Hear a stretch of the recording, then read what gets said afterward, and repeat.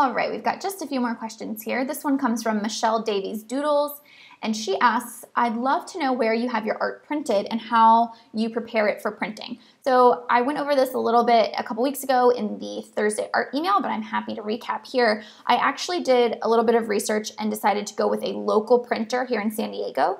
Their print shop is called Ego ID Media, and one of the reasons I went with them is because they specialized in fine art reproduction and giclée printing, which is, if you see the Giclee, it looks like giclée.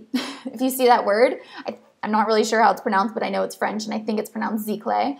But really all that means is a very high quality, like inkjet reproduction. And they do that with archival inks that are really high quality to get the color accuracy, and they're gonna stand the test of time and just give you a nice quality print versus going to something like a Kinko's. So I decided to go with them. They work with me, and we, Laura will pull the orders from our ShipStation inventory management system so we know what designs to send them, and I send them just a file with all the high-res art files for them, and they ship us the prints, and then we package them up. That's kind of how that process works.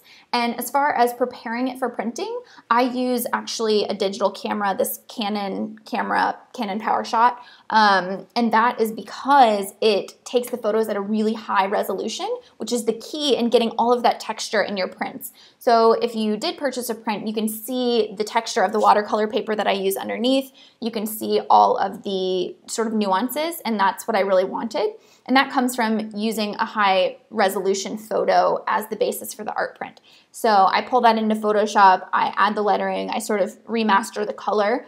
I mean, I view the digital medium just as a medium, just as my paint or as anything else. So that's the place where I can kind of play around with color and color balance and things like that.